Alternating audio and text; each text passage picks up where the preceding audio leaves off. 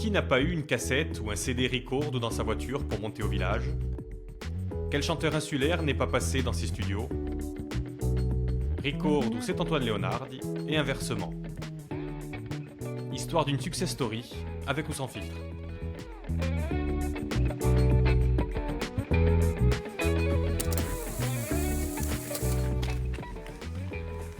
Et bienvenue dans votre vie, Antoine Léonardi. Ça fait tout drôle, là. Il paraît. On va la retracer, votre vie, à travers les photos marquantes. Là, c'est l'endroit où on parle de la jeunesse et des origines, vous l'avez compris. On va faire chaque photo, vous allez me les raconter, une à une. On s'approche pour celle-ci? Allez, on y va. Qui c'est, ça? Alors, il paraît que c'est moi, mais je m'en souviens plus. Je m'en souviens plus. J'ai très peu de photos tout petits. C'est une des seules. Hein. Je dois en avoir 2 ou 3 que j'ai retrouvées dans les caisses familiales. Hein. Voilà, c'est moi. Vous êtes né en 1948? Tout à fait.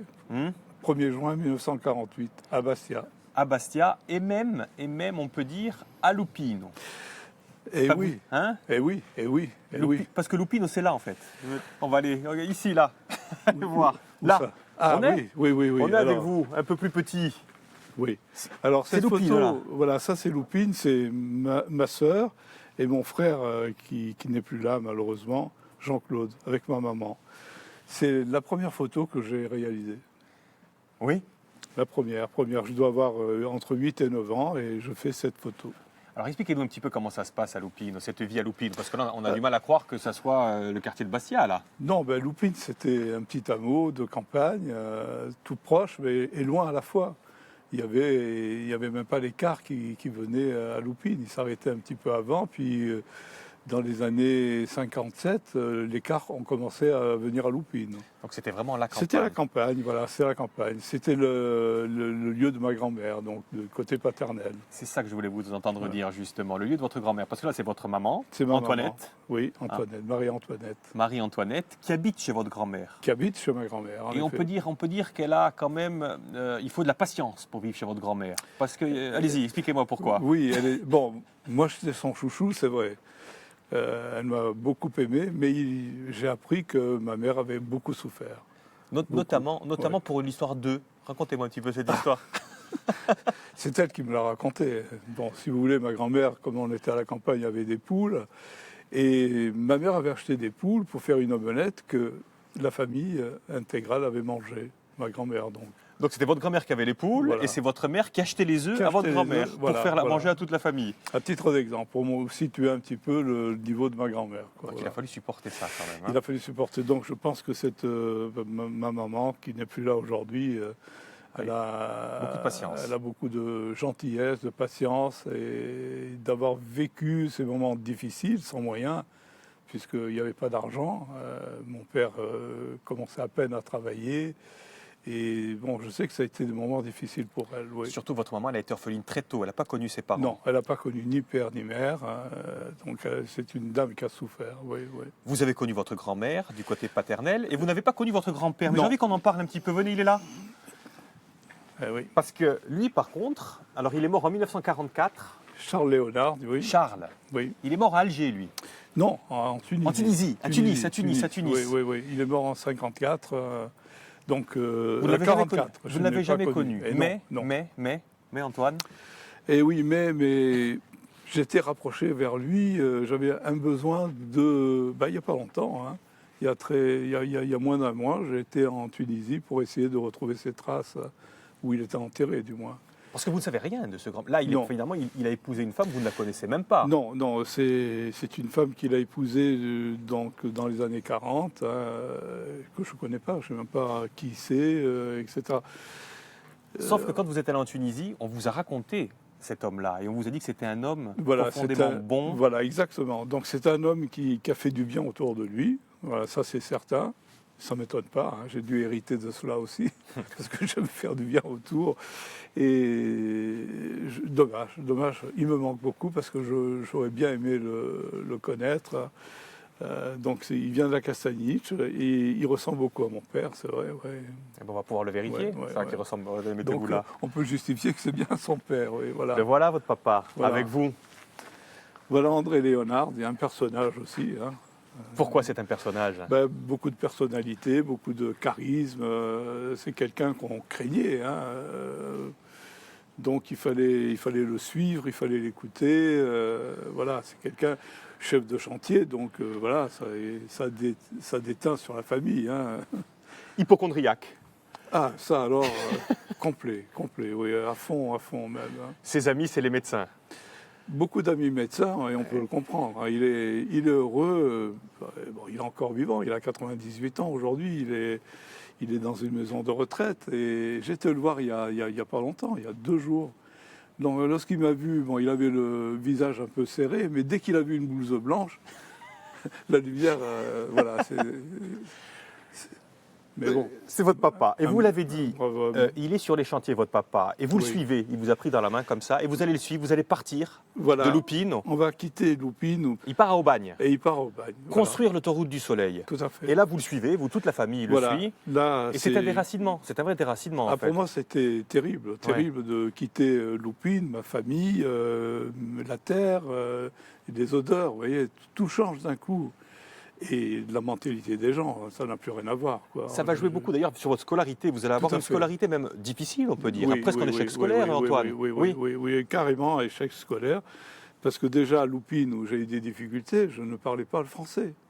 Et ça, je ne savais pas. Pour moi, il n'y avait qu'une langue, c'était le corse. Et quand j'étais en âge d'être scolarisé, ma grand-mère me dit, tu ne peux pas rester à l'école. Et pourquoi? Parce que tu ne parles pas le français. Mais c'est quoi cette histoire? Enfin, dans ma tête. Alors, j'ai des souvenirs très précis de cet instant. Et oui, parce que quand vous allez partir justement au bagne, vous allez finir par revenir, mais il y a tellement eu de chamboulements dans votre esprit, on va aller à la photo d'à côté justement, que quand vous revenez, voilà, ici vous êtes un jeune homme, ben, le Corse vous l'avez oublié, Antoine. On peut dire ça comme ça? Tout à fait, Oui. à fait, oui. C'est incroyable. J'ai plus de...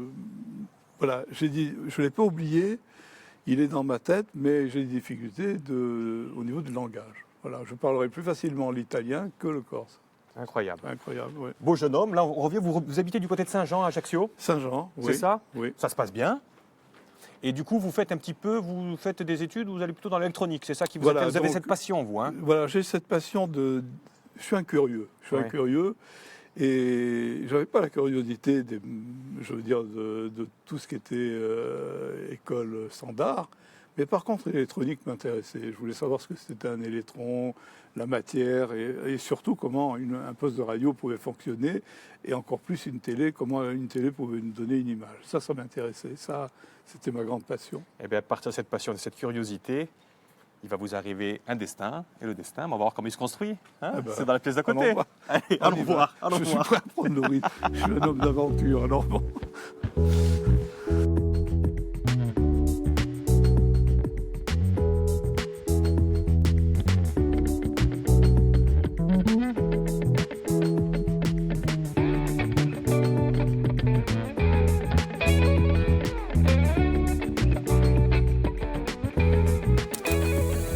Allez, Antoine, prenez place.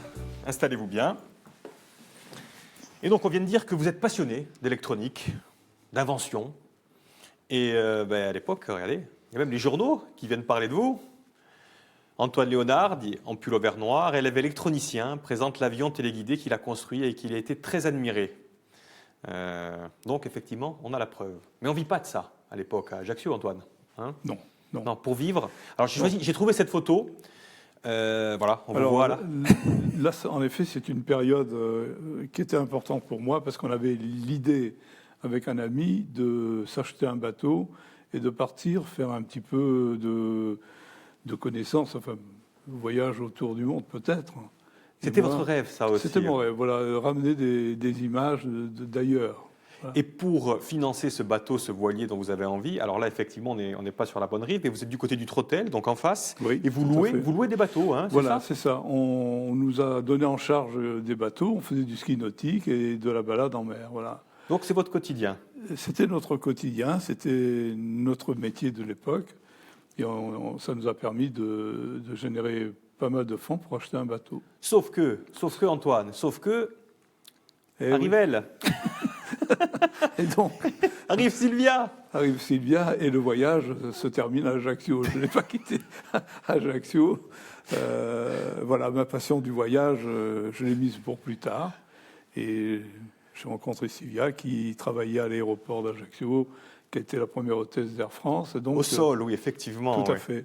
Et je me disais, avec elle, on va voyager tout de même, quoi. Mais en Enfin, quelque attendant, part. pour faire vivre votre foyer, vous prenez un magasin d'IFI, avenue Kennedy, à Ajaccio. Tout à fait. C'est cela? Voilà. Et puis un jour, dans ce magasin de DIFI, rentrent 7 personnes. Eh oui. Qui c'est ça, Antoine? Alors, ça, c'est un chanteur qui habitait juste au-dessus. On est à avenue Moncey. Il s'appelle François Orsini, avec une très jolie voix, un homme extrêmement sympathique, qui avait fait un premier disque ailleurs, hein, à Paris.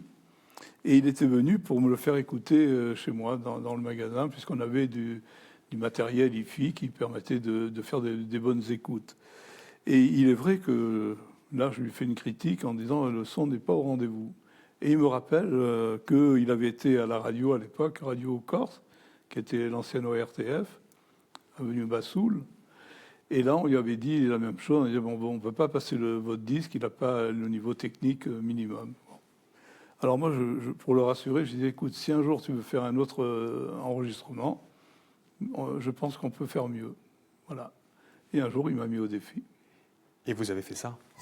C'est votre premier disque. C'est le premier. Retour en Corse, Oecedi Campanile, François Orsini. Et ce disque-là, il va passer à la radio, justement. Ce disque passe à la radio. Il a eu à l'époque beaucoup de succès. Beaucoup de gens ont écouté ce disque, l'ont découvert, ont appris qu'en fait c'était un disque qui avait été enregistré en Corse. Et on imagine ce que ça a généré à l'époque. Il y avait un manque, il n'y avait pas de studio. Donc on a commencé à avoir beaucoup d'artistes qui sont venus. Vous avez dit, il n'y avait pas de studio, parce que ça vous donne des idées, vous, avec ce premier disque. C'est que, vous commencez à construire votre studio de vos mains. Tout à fait. On est en quelle année, là? On est en 72, oui, 72. 72. Vous commencez à construire le studio. La décision est prise. On s'est dit, on se donne un an pour faire un studio convenable, avec une acoustique convenable, parce que le premier enregistrement, on imagine, n'a pas été enregistré dans des conditions sine qua non. Hein, ouais. Et puis du matériel. Voilà. Vous allez où le prendre, ce matériel-là? Alors, oui, c'est du vieux matériel de Radio Monte Carlo qui changeait le matériel. Je l'avais su par un ami. Et c'était le moyen pour moi de faire rapidement un équipement professionnel, broadcast. Et ça a été le premier studio ouvert en Corse. Exactement. 73. 73. Ricordo, on voit au bout. C'est vous qui êtes aux manettes. Ricordo, le nom est top. Alors, le nom est top. Il n'est pas de moi. Ah. Je le dois à un ami, François Desjobert. C'est lui qui vous souffle? C'est lui, oui, oui. Lui, il était déjà, on va dire, à son compte pour les cartes postales. Il marchait très bien. Il était dans je dirais, dans un style qui me convenait bien pour l'époque. Et je dis, tiens, François, je vais ouvrir un studio d'enregistrement. Ça, c'est le premier en Corse. Il faut qu'on trouve un nom. Et je tourne en rond et je ne trouve pas. Il a été du tac au tac. Il dit record. Il y a le mot recording en anglais et record ou fixer un souvenir, fixer quelque chose. Ben, je dis, c'est le top. On y va pour record. Voilà comment il est. Et vous vous mettez aux manettes. Vous êtes avenue Moncey, à Ajaccio, effectivement. Voilà. Et un jour, Antoine, il y a des gens qui arrivent chez vous, des chanteurs. C'est le départ de tout. Arrivent au studio des jeunes, hein, de mon âge, même un peu plus jeunes pour certains, et ils avaient une volonté forte de sauver une partie du patrimoine qui était en péril. Et donc, on me fait écouter quelque chose qui m'accroche immédiatement. Il y avait déjà un petit 45 tours, dans le même style que le premier avec François Orsini, où la technique n'était pas au rendez-vous. On fait des premiers essais, très concluants. Ces personnes, c'est Jean-Paul Paulet et Petro Guelfucci. Ah pardon, je vous ai raté. Non, mais c'est bon. Voilà. Non, évidemment, c'est eux. C'est eux, avec beaucoup d'enthousiasme et l'envie de faire de belles choses. Et donc, on décide de refaire ce 45 tours. Bon, on se met immédiatement en œuvre et le résultat est au rendez-vous. Qu'immédiatement, évidemment, j'ai un autre titre. Qu'est-ce qu'il en pense? Magnifique, on l'enregistre. Un autre titre, oui, on l'enregistre. On se retrouve avec deux 45 tours. J'ai dit, écoute, on continue l'aventure, on fait un 33 tours. Pas de problème, j'ai ce qu'il faut. Et là, on démarre un 33 tours. Et puis, commence à défiler des gens de toute la Corse. Monsieur Bernardine, le père de Jean-François, qui arrive avec ses deux enfants. qui font un titre, et puis tant d'autres, de la Corse entière défile. Et donc, c'est plus un 33 tours qu'on fait, mais c'est un double 33 tours. Et c'était le premier. Et le nom est né au Studio Record parce que c'était pas le nom de départ. Et donc, je propose à Jean-Paul, je dis, regarde, la Corse entière a défilé, c'est Cantu Populu Corse, là, que je viens de voir. Il me dit, très bonne idée. Et lui, il a ajouté Ereo Dieduman. Voilà. Voilà comment cette aventure est partie. Sauf que, c'est une très belle histoire, sauf que le disque sort, il ne se vend pas forcément. Pas du tout. Pas du tout. Même pas du tout. Je suis extrêmement déçu. Le disque n'est pas ce qu'on attendait. Je parle de la part des magasins qui, à l'époque, vendaient les disques. Hein. Donc, on en avait un pour Napoléon. J'avais fait écouter. Il avait trouvé pas mal. Ouais. Mais il ne m'en a pas pris. Donc, je suis parti un peu déçu à l'époque en disant, bon, quel dommage, même pas un disque, quoi, voilà. Et c'est quelqu'un qui me rencontre, Cours Napoléon, qui me dit, écoute, on relance la Ford de Renault. Tiens. Ah ben voilà, c'est ça. Voilà, 76. Et là, je me retrouve avec Jeannette, ma sœur, la dernière de la famille Léonard, et nous montons pour présenter quelques albums. Et à la Foire de Renault, vous allez avec des albums sous le bras en disant, tiens, on tente. Voilà, et là, c'est le succès. C'est le succès, on a été dévalisé en quelque temps. Les gens ont trouvé ça extraordinaire. Et puis voilà, c'est comme ça que c'est parti. Donc j'ai compris qu'il fallait faire quelques foires et ça a été de plus en plus positif. Voilà, le public était là en attente, le public était là pour soutenir, pour nous encourager. Et voilà, et pour acheter des disques. Et pour acheter des disques quand même. Disques, oui. Et donc ça vous a donné une idée et ça vous a dit, j'ai l'impression que ça marche. Votre studio marche de plus en plus, bien sûr. Et l'inventeur que vous êtes... Ah oui. À l'époque, j'avais Christophe McDaniel qui était donc employé chez moi comme ingénieur du son. Et on avait, en mixage, on avait 4 boutons à bouger chacun. Et évidemment, un coup, je montais le chœur trop fort ou trop vite. Un coup, il oubliait le piano. Enfin, vous voyez, on recommençait. C'était manuel. C'était manuel, ouais. C'était en temps réel, c'était manuel. Donc pour doser, pour reconstituer l'orchestre avec des effets, etc., etc. Donc lorsqu'on décide de passer en 32 pistes, je ne dors plus. Je dis, comment on va mixer 32 pistes à 2 ? C'est impossible. Et là, m'est venue l'idée d'inventer chaque piste avec un automatisme, ce qui nous permettait donc d'enseigner piste par piste ce que l'ingénieur avait l'intention de reconstituer, et la machine travaillait toute seule. Voilà, c'était un miracle. Exactement, donc ça donne beaucoup plus d'ampleur à tous vos disques. C'était extraordinaire. C'est extraordinaire. Vous faites quand même un laboratoire pour la développer. Vous êtes à la pointe, encore une fois, de la technique. Là, on est à Bastelli-Catch. Je fais une erreur de jeunesse. Enfin, moi, je ne suis pas industriel. Le métier d'industriel, c'est un métier. Ça s'apprend. C'est très compliqué. Donc, nous, comme on était sûrs de notre invention... Vous étiez un peu naïf, finalement. On était naïf et on n'a pas maîtrisé le côté industrialisation. Il n'en demeure pas moins, Antoine, que Record. C'est ça. Tout le monde en Corse a eu un disque de Record ou dans sa voiture à écouter. Vous produisez jusqu'à 100 000 disques par an. Ça, c'est vrai, c'est un bon chiffre Oui, c'était aux pointes commerciales, je dirais, de Record, on arrivait à faire 100 000 albums par an, ce qui est extraordinaire pour la Corse. Vous avez eu jusqu'à 12 salariés. Oui. Et puis, il y a eu la crise du vinyle et il a fallu trouver d'autres sources de financement et d'autres occupations pour vous, finalement. Mais ça, on ne va pas en parler dans cette pièce-là. On va voir comment vous avez su encore vous renouveler, Antoine. C'est dans une pièce à côté. C'est à côté ? Oui, c'est à côté. Venez, c'est pas loin.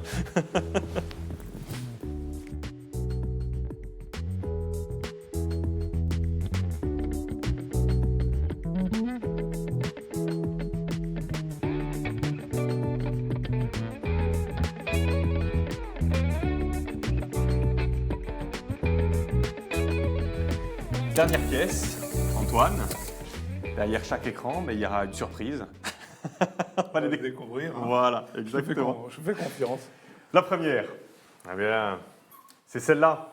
Ah, Parfum d'émeraude. Eh oui, parce que justement, il a fallu se renouveler. Et ça, c'était une de vos idées. Hein. Franchement, vous êtes le premier à avoir fait un DVD un DVD, on voit record ou vidéo sur le canyoning en Corse. Très juste, oui. Très belle aventure d'ailleurs, à double sens, sportive, découverte. Et c'est là qu'on se rend compte aussi des merveilleux paysages que nous avons à l'intérieur de l'île. Parce que ça ne vous suffisait pas de faire découvrir la culture, il fallait vous faire découvrir la Corse aussi avec sa beauté, c'est ça aussi? Ben oui, partager ce qu'on a envie de... Moi, j'aime bien partager. Donc, depuis toujours, évidemment, record ou production musicale m'a résorbé beaucoup plus que la vidéo, mais j'ai commencé la vidéo en 1974, en noir et blanc. Et puis vous améliorez, et vous êtes toujours à la pointe de la technique, Toujours, Antoine. ouais, La toujours. preuve, là, regardez un petit peu, ça c'est à vous ça. Ah oui, oui. Ça, Le oui, drone oui. aussi. Drone. Oui. Vous savez manier ça aussi. Vous avez su manier la vidéo, le film, et maintenant ça. Ça, c'est une pointe de technologie extraordinaire. C'était le premier drone qui est rentré en France, qui n'était pas homologué par la DGAC, qu'on a fabriqué nous-mêmes et qu'on a dû déposer, si vous voulez, tout le dossier d'homologation. Donc vous ne vous arrêtez jamais en fait. Non, jamais. Hein? Non. Bon. Bah, un jour, je m'arrêterai, mais je ne sais pas quand encore, le plus tard possible. En tout cas, ça fait vraiment des images vraiment magnifiques. Et puis, il y a mon collègue aussi qui est encore actuellement à l'antenne. C'est lui, vous travaillez aussi, vous travaillez sur Tempifa aussi? On fait Tempiva, on assure toute la partie technique de Tempiva, oui. Avec Pierre-Jean. Avec Pierre-Jean, voilà, qui nous fait... Je me régale. Oui. Je me régale avec lui parce qu'il me fait découvrir des personnages, des cultures autres, parce qu'on va souvent en Sardaigne et même ailleurs, on était en Grèce. Avec lui aussi, avec Francis Rambaldi. Avec Francis, qui est mon ami. Le complice de toujours. Oui, oui. Et vous l'avez évoqué justement, votre autre passion, une énième passion, mais celle-là, on ne l'a pas encore évoquée justement, vous l'avez soulevée, c'est celle-là. Oui. Et là aussi, les petites inventions d'ailleurs, à chaque fois, Antoine, vous ne pouvez pas vous en empêcher en fait. Hein. Non, c'est comme ça.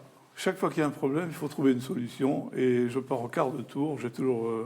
bon, là, c'était dans le domaine de l'aviation. Vous avez eu votre brevet à 22 ans, hein, et vous en avez profité pour faire des films. Eh oui. Hein? Eh oui. La Corse, alors vous avez trouvé un super titre pour ça. Encore plus belle vue du ciel. Là aussi, ça vous tenait à cœur, vous l'avez évoqué.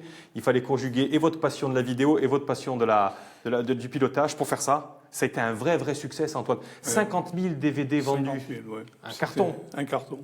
C'était un carton. 50 000, dont la majorité était vendue en Corse, bien entendu, parce qu'on n'avait pas le réseau international. Et quand j'ai eu des réunions avec des grands professionnels du CNC, etc., quand j'ai annoncé le prix, enfin la quantité vendue, ils me disaient c'est pas possible. Ils ne croyaient pas. Ils ne croyaient pas, non. On va finir avec Record, si vous le voulez bien, avec cette photo-là. Alors là, c'est mon fils qui est venu très rapidement avec moi. Parce que c'est pas facile. Non, c'est pas facile. Justement, non. on l'a évoqué, l'industrie du disque, même l'industrie du DVD, ça va pas trop bien, justement. Non, Donc, non. c'est quoi les défis de Record? Encore une fois, on a vu la success story, mais aujourd'hui...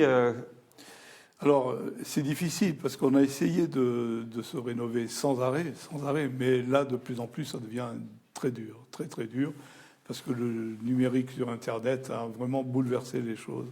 Et je crois qu'aujourd'hui, nous, le temps ne nous permet plus d'être en recalage. Internet, évidemment, on y pense, on est dedans, mais pas assez pour commercer comme on doit commercer aujourd'hui. Parce qu'il faut que vous teniez, vous êtes la plus vieille, vous êtes quoi? Vous êtes la plus vieille société de production? Non. Exact. De ça, hein, c'est ça? Oui, indépendante. La plus vieille société de production indépendante de France. De France, oui. Bon, il faut le rester. Donc, Eh bien, vous en avez parlé un petit peu. On va regarder le dernier écran. Et votre dernière grande passion, c'est le voyage. On l'a compris. oui. Et du coup, pareil. Hein. Ah ben oui, voilà. Mais vous ne pouvez pas voyager, il faut que vous travailliez, vous. Hein. Je ne peux pas. Je peux pas partir en vacances maintenant. Ouais. Non, mais là, c'était même pas des vacances, c'était carrément une volonté. Je suis attiré par l'Afrique. Et là, j'ai tourné un sujet qui m'a beaucoup passionné. C'est ça. Voilà. Les Peuls. Alors, c'était un peuple méconnu. Où j'étais accueilli vraiment comme un prince chez eux, et ils n'ont rien, mais ils vous donnent tout. Voilà. Et c'est ce qui m'a permis de réaliser un film qui a été sélectionné au Festival panafricain de Cannes. Donc vous avez encore beaucoup de choses à montrer encore. Écoutez, Ouais. si la santé est au rendez-vous, je vais continuer. Je ne vais pas m'arrêter demain. Ou avec le papa que vous avez. Il s'occupe de vous, votre papa, de toute Oui. façon, au niveau des médecins. On fait un petit selfie pour finir, Allez. c'est la tradition de l'émission. Allez, vous souriez, faites comme moi. Voilà. Hop. Merci infiniment, Merci à vous Antoine de Léonard. m'avoir accueilli. Et puis, bonne continuation à vous. Vous avez encore beaucoup de choses à faire, j'ai l'impression. Hein. Oui, à un prochain rendez-vous. Oui, volontiers. Au revoir, Antoine. Allez, Au revoir. Au revoir.